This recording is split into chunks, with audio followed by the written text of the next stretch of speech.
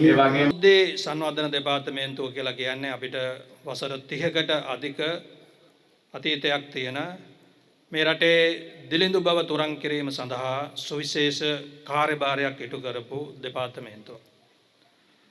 අපි වර්තමානයේ මේ දෙපාර්තමේන්තුවට පැවරී තිබෙන කාර්යභාරය මනවින් හඳුනා ගනිමින් ඒ වඩාත් ශක්තිමත් ලෙස අපේ රටේ දිලිඳුකම තොරන් කරලා අපේ ප්‍රජාව සවිබල ගැන්වීම සඳහා මේ වන විට මෙහෙයවමින් තිබෙනවා. අපිට ආචාර ධර්ම අවශ්‍යයි. අපි විසින්ම පනවාගත යුතු අපේම වූ සංස්කෘතියක් අවශ්‍යයි. ඉතින් අන්න ඒ වෙනුවෙන් අපි ඉටු කරන මෙහෙවරේ තවත් එක් අවස්ථාවක් තමයි සමුද්‍රි දෙපාර්තමේන්තුවේ මේ ප්‍රජා සවිබල ගැන්වීමේ වැඩසටහන යටතේ මේ අපි සවිබල ගැන්වූ පවුලක් වෙනුවෙන් මේ නිවාස වැඩසටහනත් ක්‍රියාත්මක කරමින් තිබෙන්නේ. ඉතින් අපි මේ දෙපාර්තමේන්තුවේ අපි ප්‍රජාව සවිබල ගැන්වීම සඳහා වැඩසටහන් ගණනාවක් ක්‍රියාත්මක කරනවා.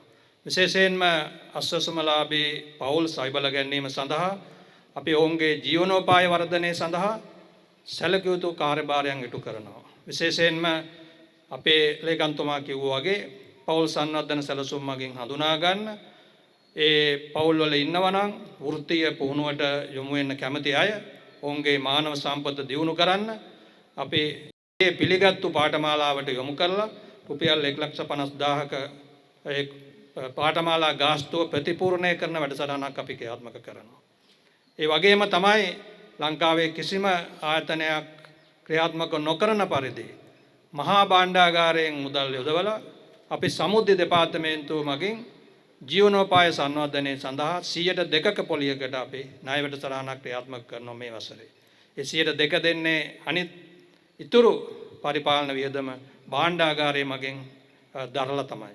එතකොට මේ සියලු වැඩසටහන් හරහා අපි බලාපොරොත්තු වෙන්නේ අපේ රටේ අඩු ආදායම්ලාභී පවුල්වල ජීවන තත්ත්වය උසස් කරලා ඔවුන්ගේ ආර්ථික ශක්තිය ගොඩනගලා ඔවුන් සවිබල ගැන්වූ පවුලක් බවට සවිබල ගැන්වූ සමාජයක් බවට පරිවර්තනය කිරීම.